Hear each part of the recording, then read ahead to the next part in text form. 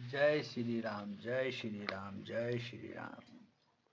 श्री गणेशाय नमः। श्री जानकी वल्लभो विजयते। श्री रामचरितमानस पंचम सोपान सुंदर कांड। आज हम लोग सुंदर कांड की प्रभु श्री राम और समुद्र जी की बीच की वार्ता और समुद्र जी का प्रभु श्री राम से विनती, इसी कथा को आज हम लोग सुनेंगे। जय श्री राम, जय श्री राम, जय श्री राम। विनय न मानत जलधि, जर गए 3 दिन बीत। बोल राम सकोप तब, भय बिनु होई न प्रीत। इधर 3 दिन बीत गए किंतु जड़ समुद्र विनय नहीं मानता। तब श्री राम जी क्रोध सहित बोले, बिना भय के प्रीति नहीं होती। लक्ष्मण बाण सरासर आनु, सौंधो बारिधि बिसिक कृषानु। 60 सन विनय कुटिल सन प्रीति, सहज कृपन सन सुंदर नीति। ममता रत सन ज्ञान कहानी, अति लोभी सन वीरति बखानी। क्रोध ही समकामी, हरि कथा उसर बीज भय फल जथा। अस कहीं रघुपति चाप चढ़ावा, यह मत लक्ष्मण के मन भावा। संधान्यो प्रभु बिसिख कराला, उठी उदही उड़ अंतर ज्वाला। मगर उरग झग गण अकुलाने, जरत जंतु जलधि निधि जब जाने। कनक धार भरी मणिगण नाना, विप्र रूप आयौ अतिमाना।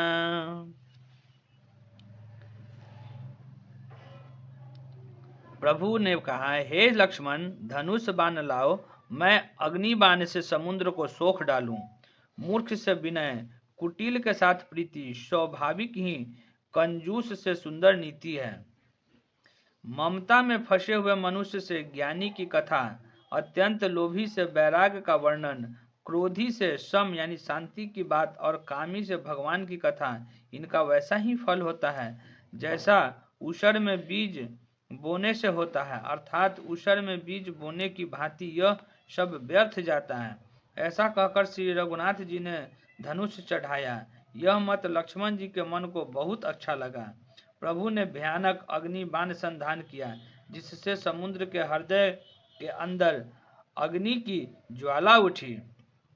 मगर सांप तथा मछलियों के समूह व्याकुल हो गए। जब समुद्र ने जीवों को जलते जाना, तब सोने के थाल में अनेक मणियों रत्नों को भरकर अभिमान छोड़कर वह ब्राह्मण के रूप में आया। काटे ही पै कदरी फरई, कोटि जतन को सींच। अभिनय न मान खगेश सुनु, डाट ही पब पै नव नीच। काकभुसुंडी जी कहते हैं, हे गरुड़ जी, सुनिए, चाहे कोई करोड़ों उपाय करके सींचे, पर केला तो काटने पर ही फलता है। नीच विनय से नहीं मानता, वो डांटने पर ही झुकता है, रास्ते पर आता है। सभय सिंधु गहि पद प्रभु केरे, छमहु नाथ सब अवगुण मेरे। गगन समीर अनल जल धीर धरनी, आई कई नाथ सहज जर करनी। तब प्रेरित माया उपजाए, सृष्टि हेतु सब ग्रंथ निगाए। प्रभु आय सुजेहि कह जस अहि, आसोते ही भांति रहे सुख लहहि। प्रभु भल कीन्ह मोहि सिख दीहि, मर्यादा पुनि तुम्हारी कीन्हि। ढोल गंवार शूद्र पशु नारी, सकल तारना कै अधिकारी। प्रभु प्रताप में जाब सुखाई, उतरहि कटकु न मोर बराई। प्रभु आज्ञा अपेल श्रुति गाई, करो सो बेगी जो तुम ही सुहाई।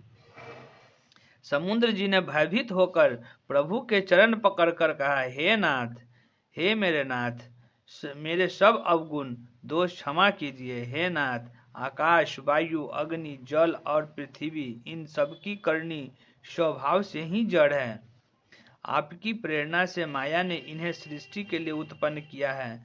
सब ग्रंथों ने यही गाया है, जिसके लिए स्वाभाविक जैसी आज्ञा है वह उसी प्रकार से रहने में सुख पाता है।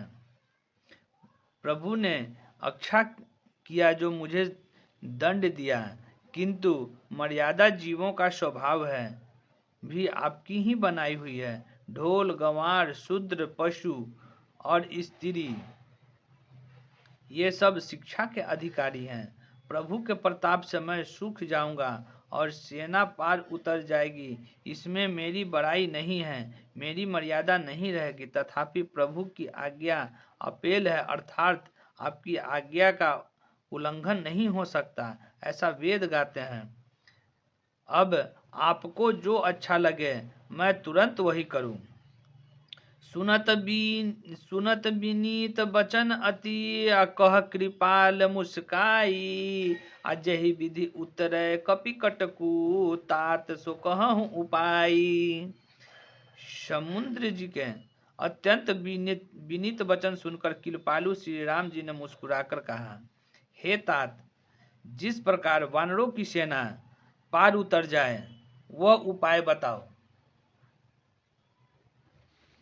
नाथ नील नल कपि दो भाई, लड़िकाई ऋषि आशीष पाई। तिह के परस किए गिरि भारे, तरहि जलधि प्रताप तुम्हारे। मैं पुनि उर धरि प्रभु पर प्रभुताई, करहूँ बल अनुमान सहाई। यही विधिनाथ पयोधि बंधाई, अजहि यह सुजसु लोक तिहु गाई। यही सर मम उत्तर तटवासी, आहतहु नाथ खल नर अघ राशि। सुनि कृपाल सागर मन पीरा, तुरत ही हरि राम रणधीरा। देखी राम बल पौरुष भारी, हरहि पयो निधि भयउ सुखारी। सकल चरित कहीं प्रभु ही सुनावा, चरण बंदी पाथोधि सिधावा। समुद्र जी ने कहा, हे नाथ, नील और नल दो बानर भाई हैं। उन्होंने लड़कपन में ऋषि जी से आशीर्वाद पाया था। उन्हें स्पर्श कर लेने से ही भारी भारी पहाड़ भी आपके प्रताप से समुद्र पर तैर जाएंगे। मैं भी प्रभु की प्रभुता को हृदय में धारण कर अपने बल के अनुसार जहां तक मुझसे बन पड़ेगा सहायता करूंगा। हे नाथ, इस प्रकार समुद्र को बंधाइए, जिससे तीनों लोकों में आपका सुंदर यश गाया जाए।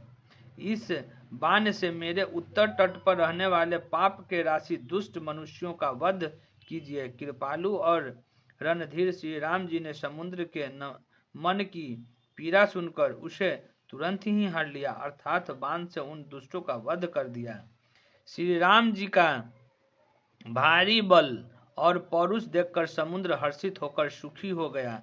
उसने उन दुष्टों का सारा चरित्र प्रभु को कह सुनाया, फिर चरणों की वंदना करके समुद्र चला गया। निज भवन गवने सिंधु, श्री रघुपति मत भायऊ। यह चरित कली मलहर, जथामति दास तुलसी गायऊ। सुख भवन संशय समन दवन, विषाद रघुपति गुण गना। तजी सकल आस भरोस गावही, सुनिहि संतत सठ मना। समुद्र अपने घर चला गया। श्री रघुनाथ जी को यह मत, उसकी सलाह अच्छा लगा। यह चरित्र कलयुग के पापों को हरने वाला है। इसे तुलसीदास जी ने अपनी बुद्धि के अनुसार गाया है। श्री रघुनाथ जी के गुण समूह सुख के धाम हैं, संदेह का नाश करने वाले और विषाद का दमन करने वाले हैं। अरे मूर्ख मन, तू संसार का सब आशा भरोसा त्याग कर निरंतर इन्हें गा और सुन।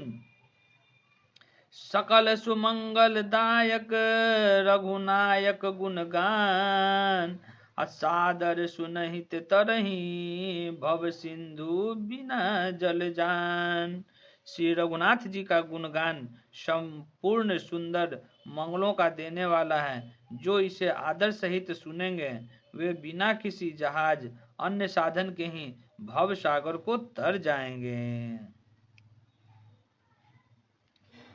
जय श्री राम, जय श्री राम, जय श्री राम। आज की कथा का हम लोग यहीं विश्राम करते हैं। आगे की कथा हम लोग अगले अध्याय में सुनेंगे। जय श्री राम, जय श्री राम, जय श्री राम।